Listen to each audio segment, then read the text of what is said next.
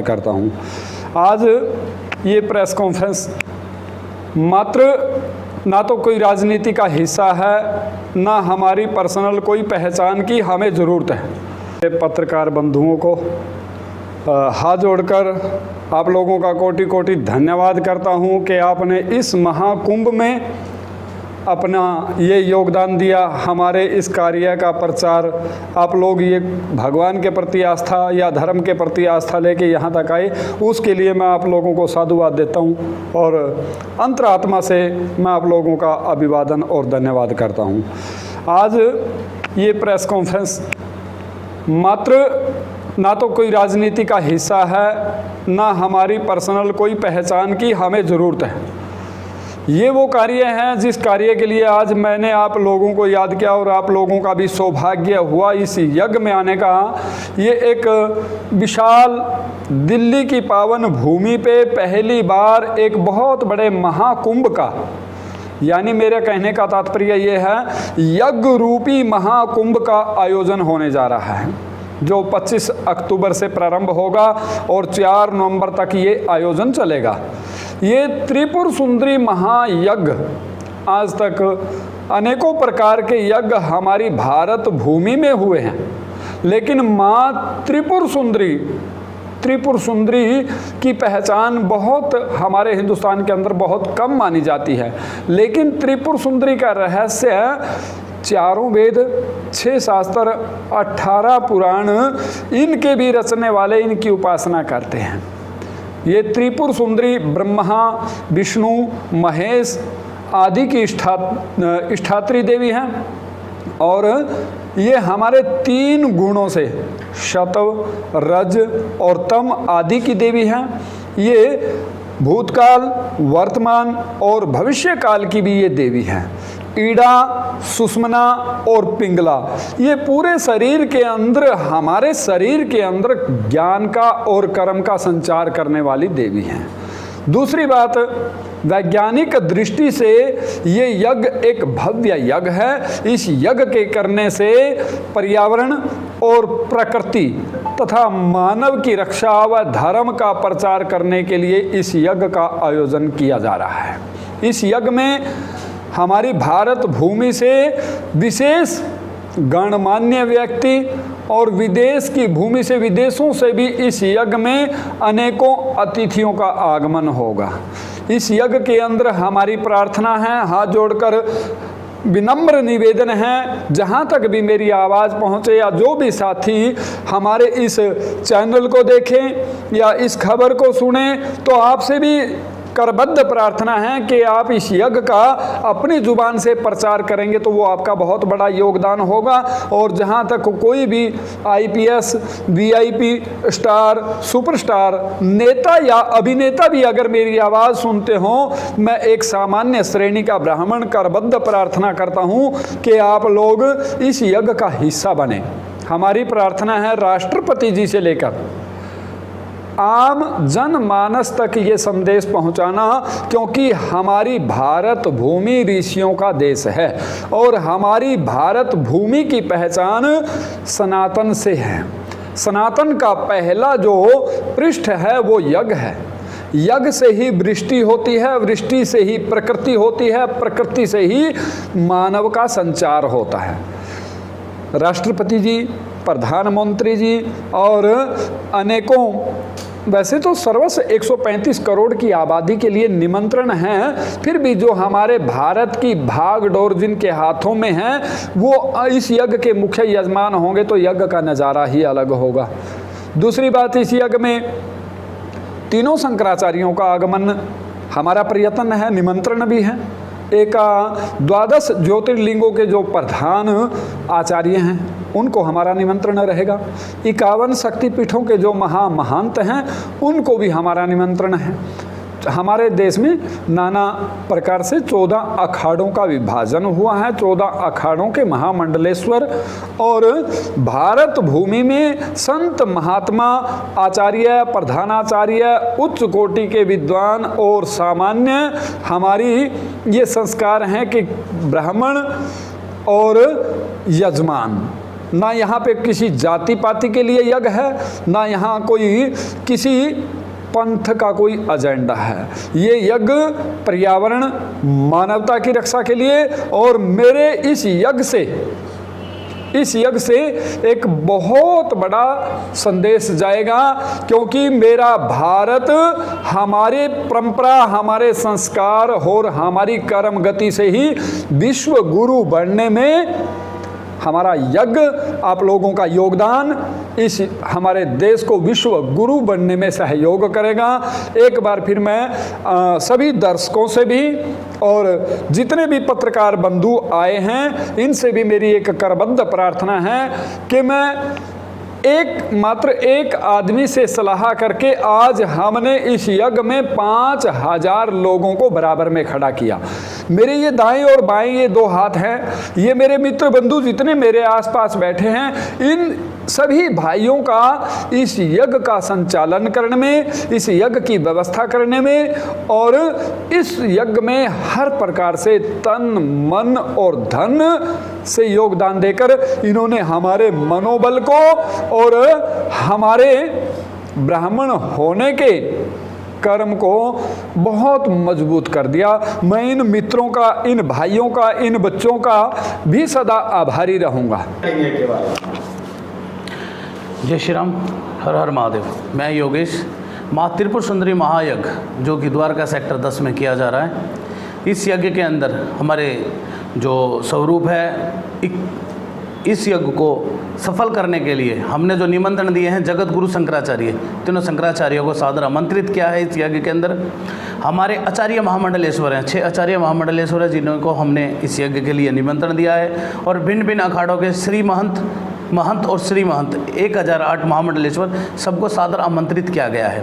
12 ज्योतिर्लिंग के प्रमुख और 51 शक्तिपीठों के प्रमुख भी इस यज्ञ में सादर आमंत्रित है। ये यज्ञ द्वारका सेक्टर 10 RTO ग्राउंड में होने जा रहा है, जिसमें कि द्वारका की सबसे बड़ी रामलीला होती है, उस ग्राउंड में यह यज्ञ होगा। इस यज्ञ का स्वरूप कुछ इस तरीके से है, 25 अक्टूबर से यह यज्ञ स्टार्ट होकर 4 नवंबर तक चलेगा। इस यज्ञ के अंदर प्रातः 25 तारीख को मातृशक्ति के साथ कलश यात्रा निकाली जा रही है भिन्न भिन्न। अगले दिन 26 तारीख से सुबह यज्ञ है। यज्ञ की रूपरेखा कुछ सुबह 9 बजे से लेकर 12 बजे तक है। उसके बाद ब्राह्मणों का विश्राम है। ब्राह्मणों के विश्राम के बाद शाम को 3 बजे से शाम को 6 बजे तक श्रीमद् देवी भागवत कथा पौराणिक विषयों पर चर्चा है। उसके बाद रात्रि में भजन संध्या रखी गई है, भारत के प्रसिद्ध कलाकारों द्वारा भजन संध्या रखी गई है। और इस स्वरूप के अंदर 501 ब्राह्मण है, 21 कुंडीय महायज्ञ है हमारा।